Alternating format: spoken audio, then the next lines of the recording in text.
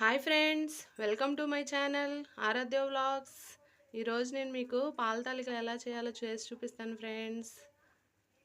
ఇప్పుడు ఎలా చేయాలో చూద్దామా. ముందుగా సగ్గుబియ్యంని ఒక పావు గంట 20 నిమిషాలు నానబెట్టుకోవాలండి. ఇదిగోండి, చక్కగా నాని కదా. ఇప్పుడు వీటిని మనం కొంచెం పాలు వేసి ఉడికించుకోవాలి సగ్గుబియ్యంని. ఇదిగోండి ఫ్రెండ్స్, నేను పాలు వేసాను కదా, పాలల్లో సగ్గుబియ్యంని ఉడకపెట్టుకోవాలి.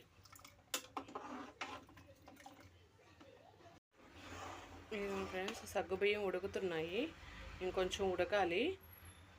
ఉడికేలోపు రిమైనింగ్ ప్రాసెస్ చూద్దాం. ముందుగా నేను ఒక 1 కప్పు రైస్ ఫ్లోర్ తీసుకున్నానండి, బియ్యపిండి. అందులోకి ఒక 2 స్పూన్స్ మైదా, కొంచెం బెల్లం వేసి తగినన్ని వాటర్ పోసుకుంటూ, లేదంటే మనకి అవి సగ్గుబియ్యం ఉడికిస్తున్నాం కదా, ఆ మిల్క్ వేసుకుని కలుపుకోవాలి. అవి నేను కొంచెం వేడి పాలు పోసాను కదా, ఇలాగా స్పూన్తో కలిపి కొంచెం వాటర్ వేసుకుని మనం గట్టిగా ముద్దలాగా చేసుకుందాం.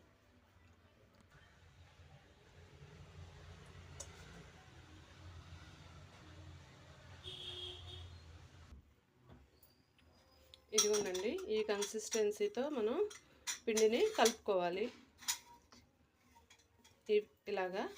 ఇప్పుడు దాన్ని మనం చక్రాలు చేసుకుంటాం కదా, దానిలో పెట్టుకొని ప్రెస్ చేసుకుందాం.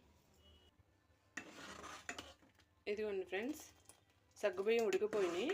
ఇప్పుడు మనం ఆ పిండిని ఇందులోకి ప్రెస్ చేసుకుందాం.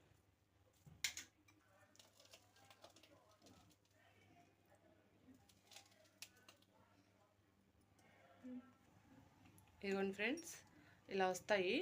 మనము ఎక్కువగా వాటిని కదపకూడదు, కదిపితే ముక్కలు అయిపోతాయి. కొంచెం ఉడకనివ్వాలి.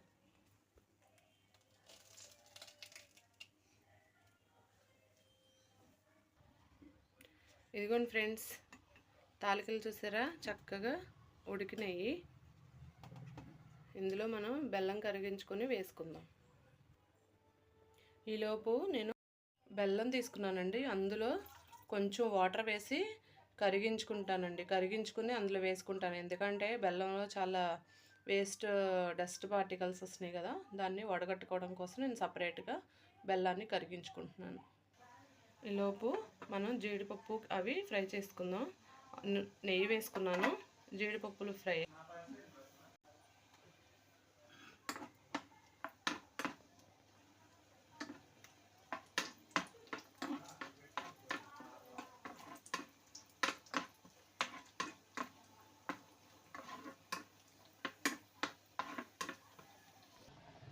అందులో కిస్మిస్,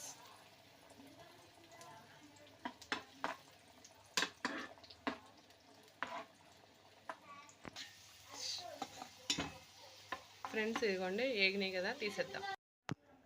బెల్లం కరిగింది ఫ్రెండ్స్, దీన్ని నేను వడగట్టుకుని దానిలో పోసేసుకుంటున్నాను.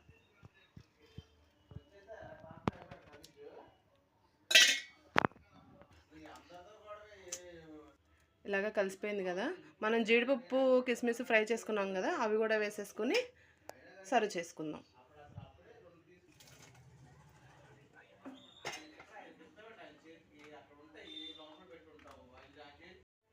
ఇదిగోండి ఫ్రెండ్స్, పాల తాలికలు మనకి రెడీ అయిపోయినాయి. నా వీడియో కనుక మీకు నచ్చినట్టయితే లైక్ చేయండి, షేర్ చేయండి, సబ్స్క్రైబ్ చేయండి. Thank you.